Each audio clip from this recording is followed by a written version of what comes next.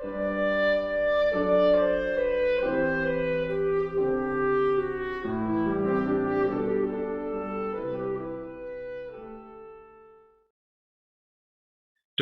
is apparent, right? There's lots of things out there, lots of things to look at, innumerable things.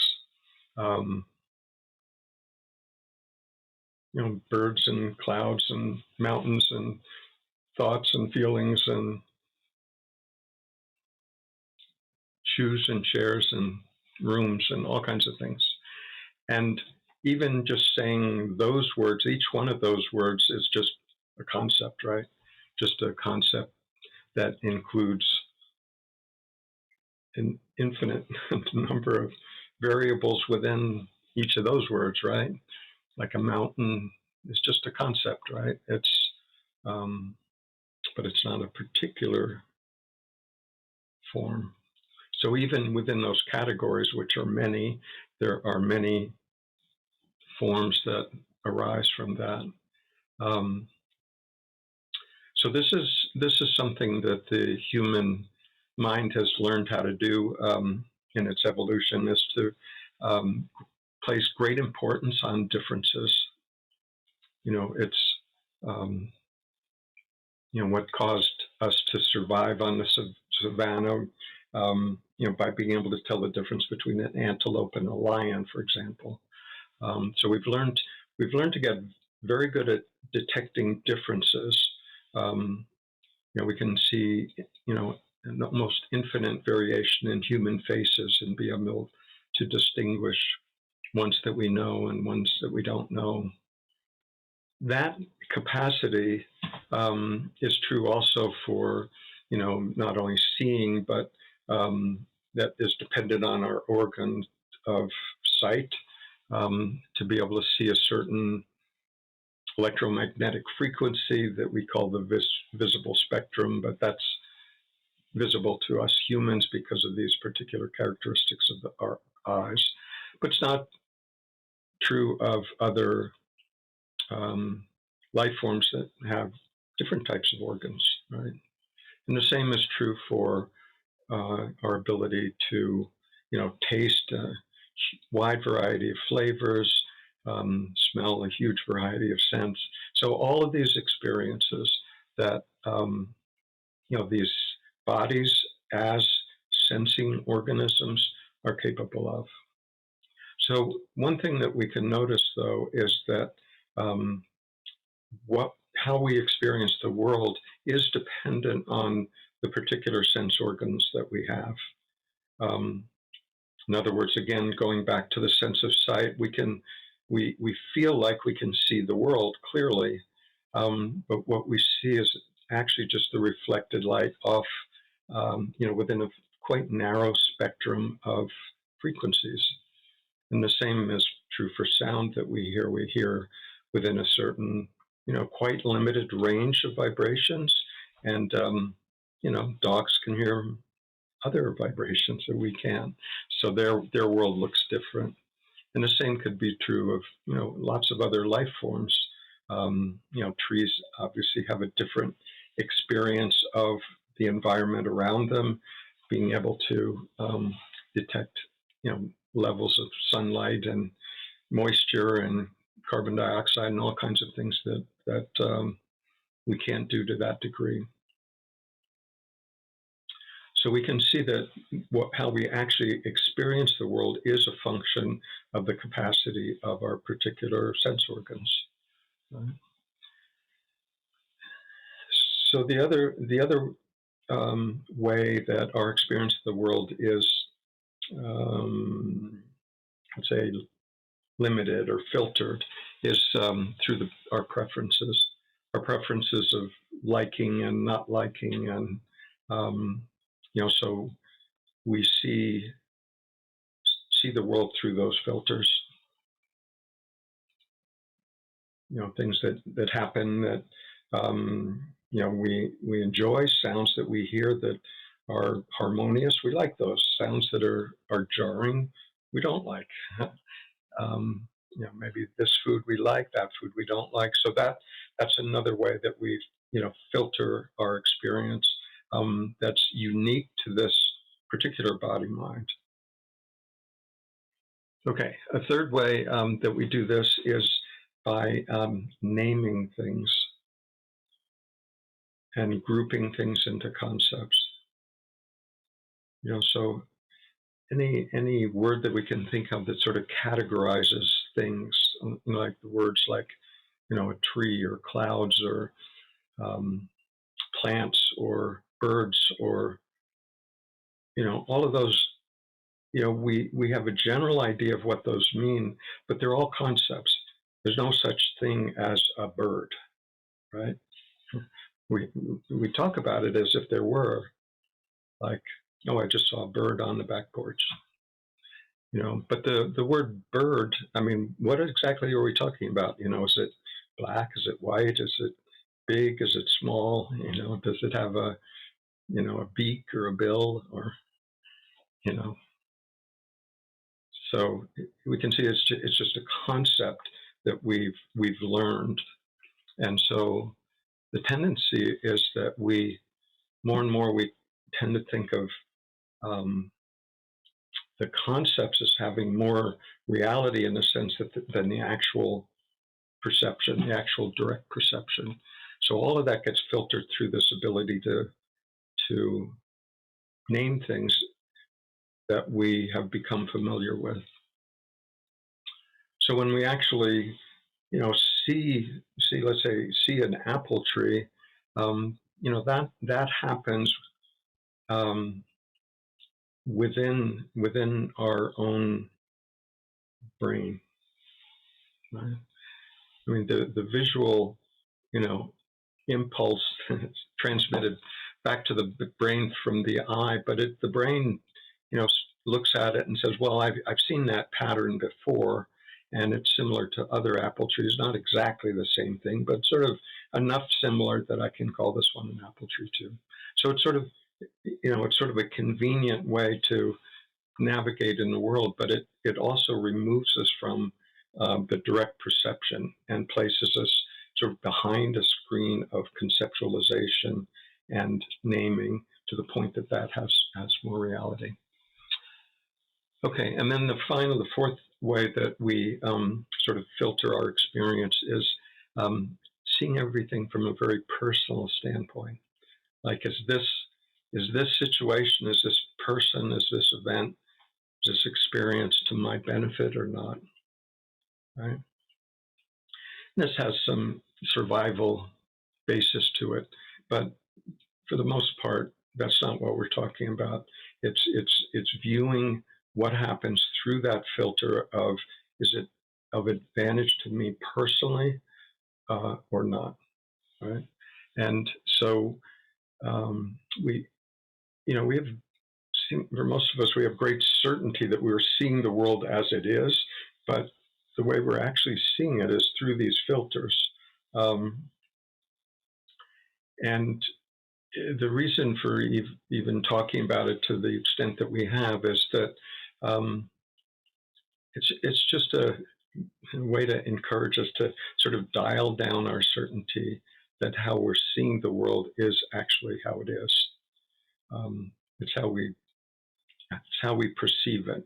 We perceive it through this instrument, this body-mind instrument that's been conditioned by everything that's happened to us in this life, and by other processes that were conditioned even before birth, so that what we experience isn't actually what's happening. So this is what they mean when they talk about the world as a dream. The world, it's not that the world doesn't exist, it just doesn't exist the way we think it does. And it would be good to sort of have a certain humility about our viewpoint and interpretation of certain events, and just seeing that a lot of that may be seen through these filters of the way this particular body mind has been conditioned. So what we have to work with, though, in order to figure out, what's true, what's real. I mean, what we have to work with is still this body mind. So we have to try to figure out the fundamental truth using a somewhat flawed instrument. Right? So it's a bit like eating sausage and trying to figure out what a pig looks like. It's not, it's not necessarily easy to get through all of the um, ways that we've been taught to look at the world to see what's actually true. But what we can notice, as we did in the lead-in meditation, is just um, look at our direct experience. And the direct experience is that things are perceived by our body as this sensing organism. That's what it can do. It has that capacity. Where it gets confused is when we add another layer to it, like thoughts about what's actually happening. And it's the thoughts about what's actually happening that can, create entanglements, confusion, complications, confrontations. Uh, that's where we get in trouble. It's not the direct perception, but it's what our mind, through its conditioning, does with that. But what we can look at as our direct experience is that there are all of these forms that arise within this awareness, right? So by forms, I mean things that we see, things that we hear, things we taste, touch. Those are sort of things that appear to come to us from the outside. And then there's also, what we interpret to be internal sensations, feelings, and thoughts, and toothache, and those kinds of things. But when we look at it, that awareness is capable of noticing what we would call internal arisings and internal forms, but it's also equally capable of noticing things that appear to arise outside of this body, right? And when we look at it, we think that, this body is my body, but our actual perception of it is still subject to the same observation of form. We can look down with these eyes and see this body.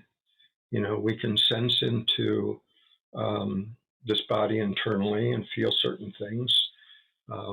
We can, so the interpretation is that this is what I am. This is close to home, and that this, what I would call me, sort of is this side of my skin, and outside of my skin is something else, not me, right?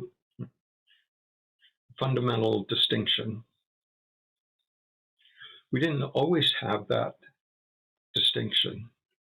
At the first year or so after we were born, we didn't have the senses, this is me and that's everything else. It was all just one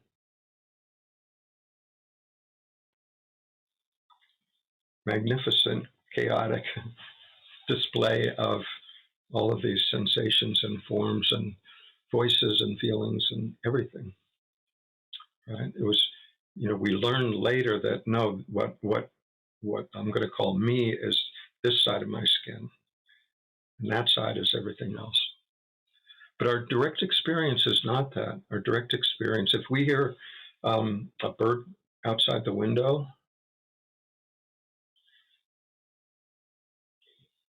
or we listen to some tune in our head that we're replaying,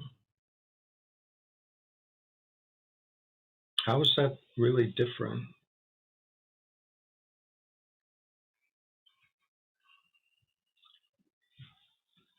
You know, we categorize them as different because um, we imagine that one is happening outside of us and the other is happening inside of us. But that's not actually true, is it? Even the bird song is, where it's actually being heard, where we're actually aware of it, is within this sensing organism, right? You know, just in the, you know, the bird song, the vibration comes and, you know, hits our ear, and that's transmitted to our brain, and that's um, registered and in the brain, and there's something that's aware of it. Just like it, there's something that's aware of the mentally created sound in our head. They're not really that different at all. But we draw the conclusion, no, one's outside me and the other one's inside me. That's how I define myself. But it's just a way we've learned to define things. It's not actually our direct experience. Um, and it raises a really important question, because what we, that awareness that is present for what we experience, we can see that that all of that experience, all of those sensations, no matter where they originate, are sensed by this body and are witnessed by awareness.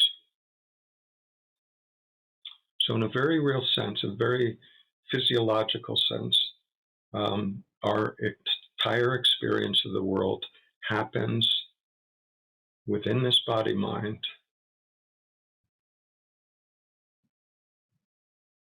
and that's recognized by awareness. So none of us have ever had any experience ever in our life that didn't happen within this awareness, right?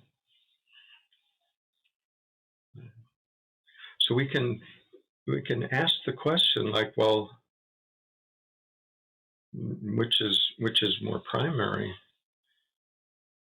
You know, we've been taught that, you know, what's really most fundamental is this world that we can look around and see, and that, you know, me as a transient visitor to, you know, this world is, you know, not what's fundamentally real. It's everything else is real, and just me, I'm just a participant, right? But the reality is that the entire world, every experience that we've ever had, every perception has only happened within this body mind.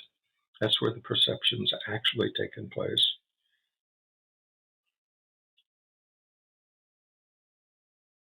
The presumption, a reasonable presumption, is that you know, something exists out there. We're not disputing that, but the actual experience of it is received by this body mind passively, right?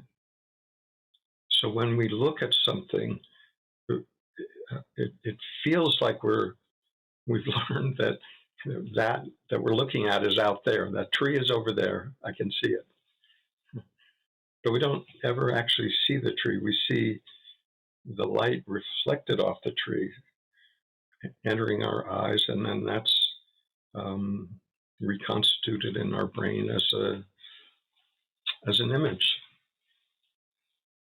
So that entire experience of the tree happens within what we are, everything, always. And the awareness itself is the essential ingredient. All of that could be happening, but without awareness, we wouldn't be aware of what it was. It might still be happening as if to a robot or something, but without that awareness, we wouldn't know whether it was happening or not. So we could say in that sense that awareness is primary, right? Even though it feels like the world is big and it's solid and we can bump into things and it's, stars are, gazillion miles away. And yet all of that entire perception is happening within what we are. So what's more primary? The experience itself, which is subject to impermanence, always coming and going, or the capacity to experience? Which is more primary, the changeable or the unchangeable awareness that has the capacity to be present for all of that, all of the comings and goings? So we can see in that sense that the awareness itself is more primary, is more fundamental.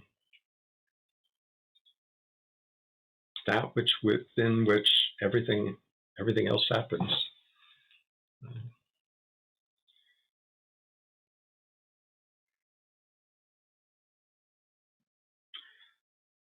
So this awareness, one of the things that we can notice about it is that it is absent of attributes, right? Doesn't have a shape, size, age, gender, duration. Just is. It just is. But it does have this capacity to be knowingly present for.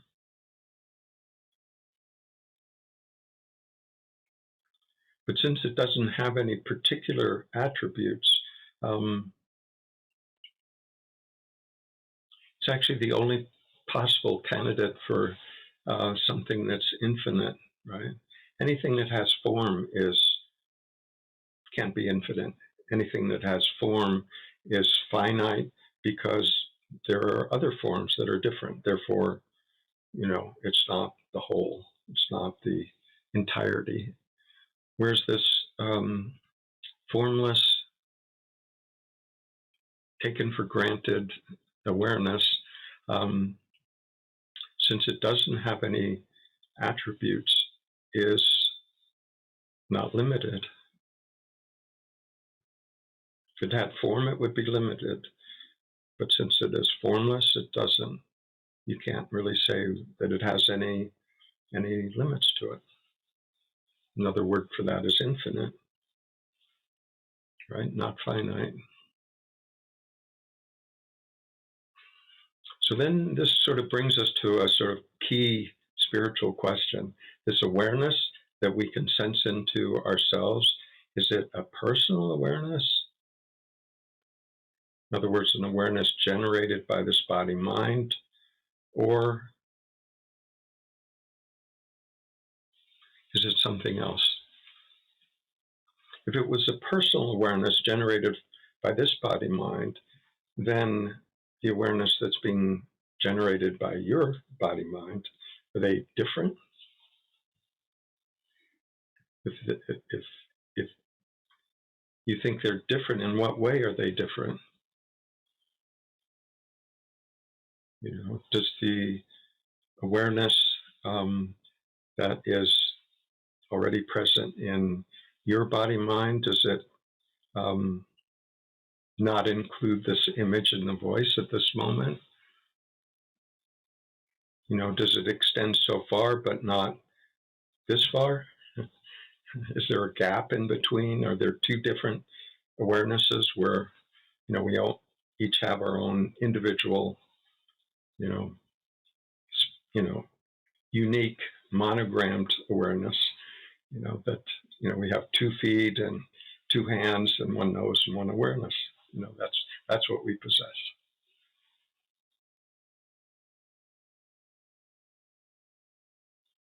But the question is that if it doesn't have any attributes, how is it different? How is it limited?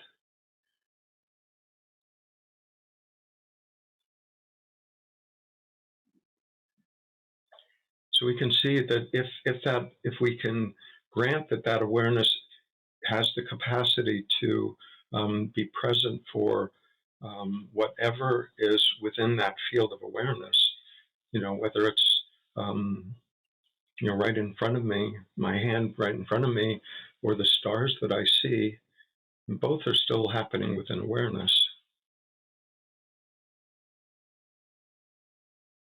So if we grant that awareness, if we grant that it exists beyond what we perceive this body mind to be, then it would be difficult to say that it has any edge to it, has any finite quality to it.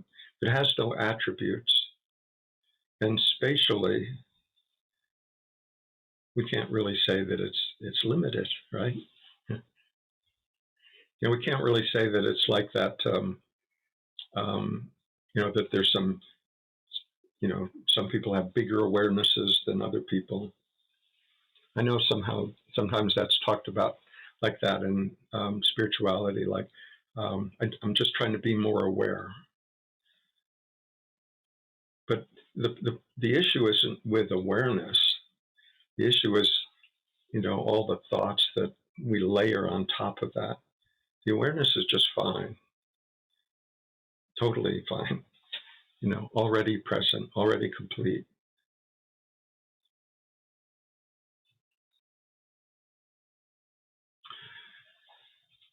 So if we grant that what can be experienced within awareness includes everything this side of my skin and everything outside equally, then the question comes back to, well, if I insist that this awareness is being generated by this body mind, then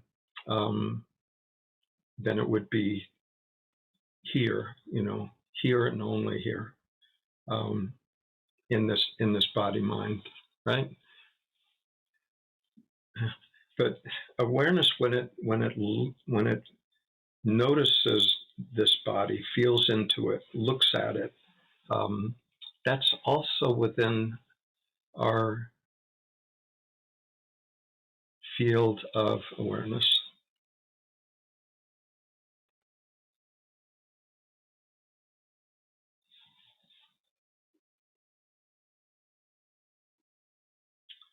So in that sense, noticing our body, it feels more intimate than that, right? It feels like, no, this is my body. I mean, I can feel it, I can see it. But I can also feel and see things that aren't my body too.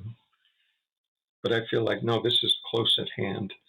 But I'd suggest the reason that we feel that way is because the sense organs that we're looking at things from are located in this body mind. So obviously it seems close at hand. But it's still, we have this sense of, I possess this body somehow. It's mine. It's what I am. But when we look at what's actually being observed, what's possible to be observed, is still seeing, feeling, tasting, touching, thinking, internal emotions, internal bodily sensations. It's the same direct perceptions. What's layered on top of that is, yeah, but it's my body. That we learned. We weren't born with that. We learned that over the course of our lifetime. So the alternative possibility is that there's one awareness, right, infinite, that is being experienced, lived as by each of us.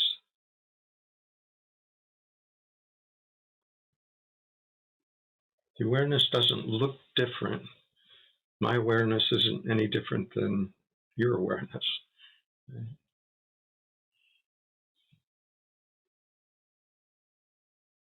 So how that plays out, is how that awareness um, functions through this particular set of conditioning.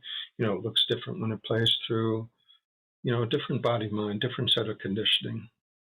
But what is aware is not different. So we could call that undifferentiated awareness. We could even call it impersonal awareness. I know that offends some people, but it doesn't actually mean, indifferent or, um, not really associated with what we are. It's actually is in the deepest possible sense what we are. We believe that what we are is, this body, these thoughts, the opinions, history, ideas, etc. But what notices um, all our thoughts about that, all the ways that we identify ourselves, again, is within that awareness. So we come to the question, well, what is it? Is it, the many things that we can see, all these bodies running around? Is that what's real, or is, this awareness more fundamental? You know, which is it? Is it the many, or is it the one? And this is again the mind wanting sort of this or that, yes or no answers. But the reality is that both exist, right? Both are can be experienced. There are the that awareness may be more fundamental, but doesn't actually um, mean much without this arising within it. The experience, the forms, something to be aware of.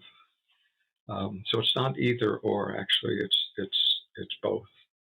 Um, so when we talk about awareness as being fundamental, yes, but that's not to be dismissive of the forms themselves.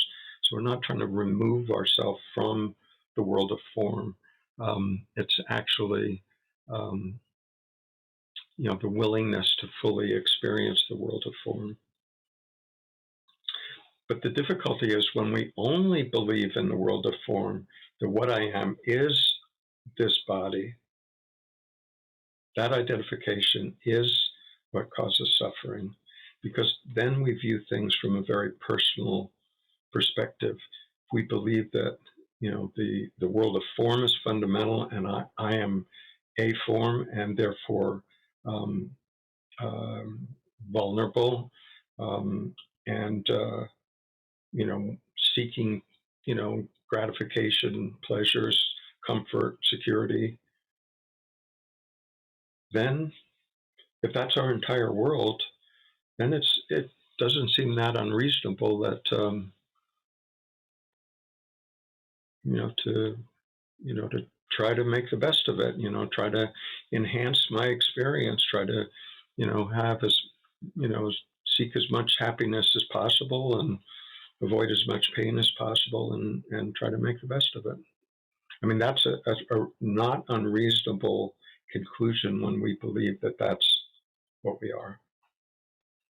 And we can see that play out in the world. That sense of being separate,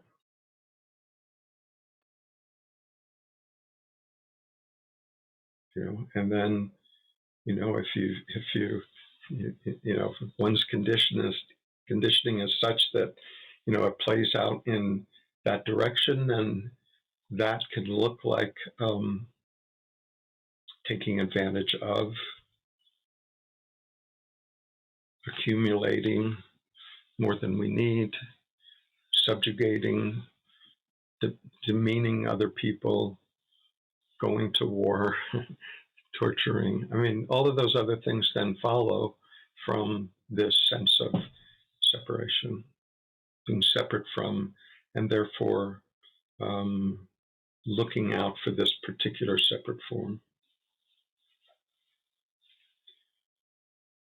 But in spirituality, there's also a belief in separation.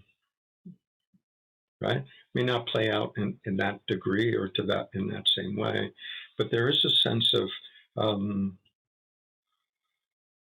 separation that's founded in things like unworthiness or shame or guilt or unforgiveness,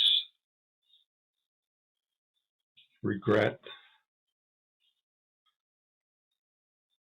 those kind of feelings that sort of hold us somehow apart from the rest of life. Anybody ever feel like that? Like, sort of life was happening and not fully comfortable in it. So as spiritual seekers, there may be a sense of there's this sense of separation, and how do I get to unity? If I feel separate now, I'm a separate individual now. How do I get to feel at home in the world, at ease with myself, at peace? Embraced by the divine, union with God. However we want to characterize that sense of, I guess, belonging, really, being okay, being at ease.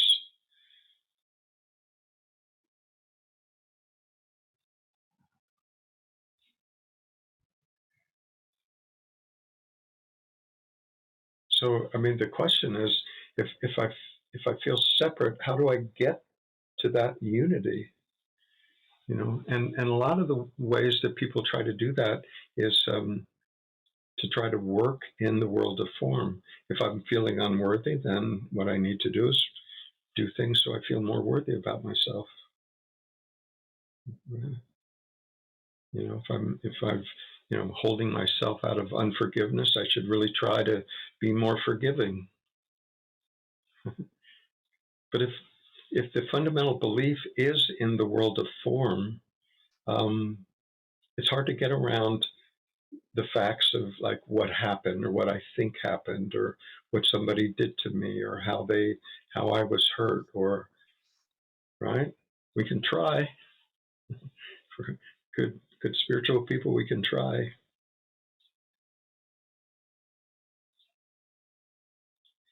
But um, the only real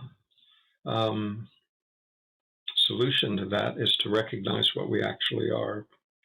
And what we actually are is this awareness. Right? If we can see that it's essential to having this experience of life, and we can see that it has no particular attributes, it is a freedom, right?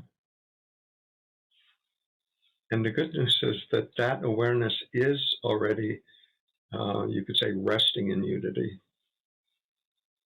No attributes. Where's the other?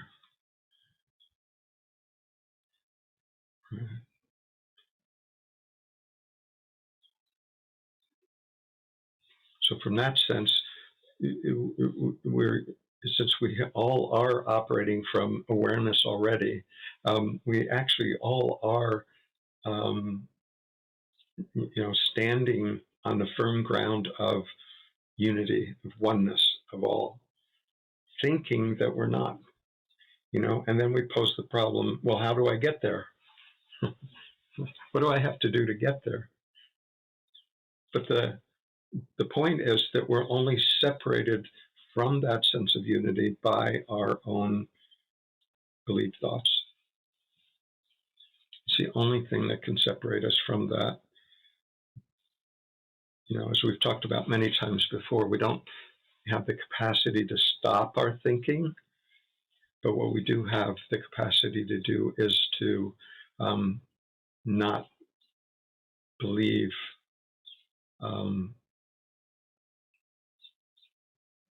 those those unproductive thoughts, thoughts that aren't actually true. That we can do. So this sense, if we're coming, if we're functioning in life from the belief that I am limited in form, I'm limited by my conditioning, we can try to love our neighbors. That's nice, probably better than the alternative, but it's never going to be completely successful, because when something happens that's to our disadvantage, if we take ourselves to be in the world solely, in the world of form, then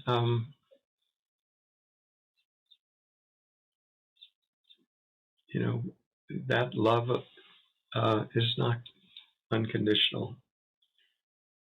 Then that, the willingness to get along with other people, we can try to be like that, try to be more loving, but it's going to be based in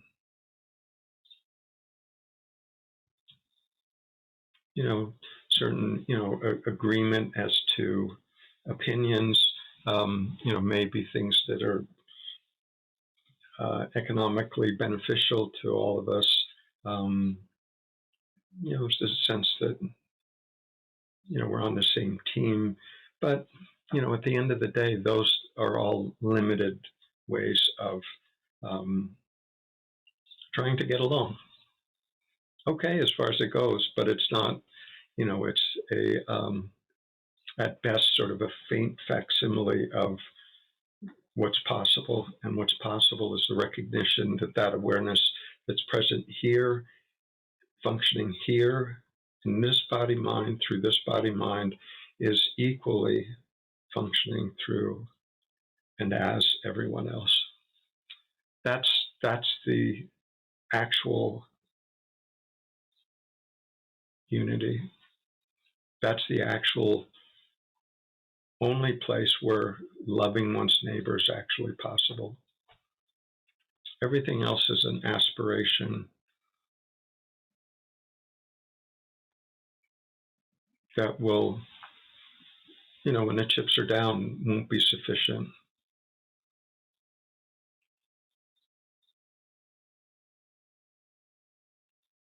So when we come into this recognition of what we are, what really needs to be investigated is whether that awareness is personal, generated from this body mind, or whether it's not, whether it's the one awareness, and to really look at that. So it's not necessary to come up with agreeing or disagreeing or liking or not liking. It's or what somebody says about it. What's important is to really look at our own direct experience more and more deeply to see what's actually true in our own experience. So this sense of impersonal awareness can feel a little threatening, like something's being, might be taken away from me.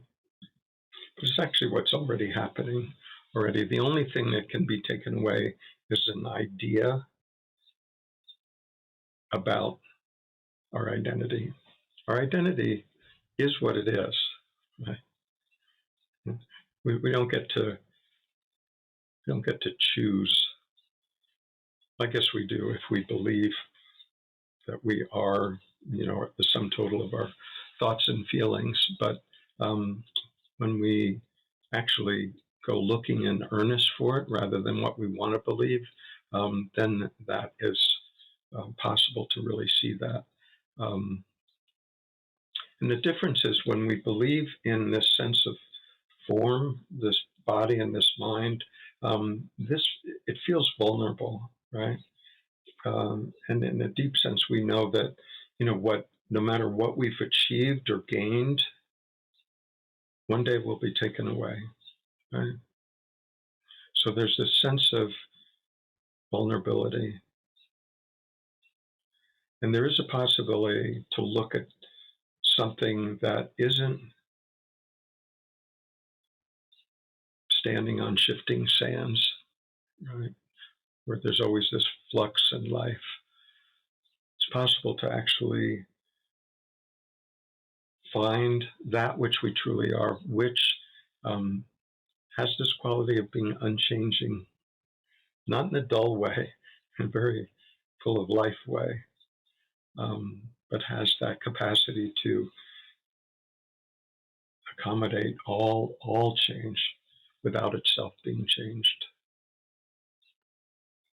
And that's solid. That's real. That's something that we can um, find stability in. Once that stability is found, then we can still function in the world. It doesn't disable us in any way. It actually gives us the freedom to function freely in the world because we know where our true home is, and there's a recognition that what we truly are is not subject to harm. When that's discovered, that unity, that place where that's already the case, is where peace can be found, where that sense of unity can be found, that sense of being comfortable in one's own skin, being at ease with my mind. Right? Not saying that the mind has to stop thinking or anything, but there's just a sense of, yes, that's happening, but it's not what I truly am. Not dismissive of it, but we're acceptant of it. And that makes all the difference.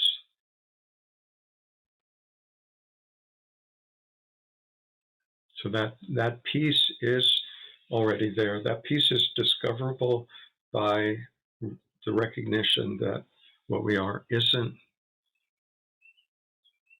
everything that we think, everything that we feel. It's happening. It's happening within what we are. It doesn't define what we are. We're bigger than that, much bigger.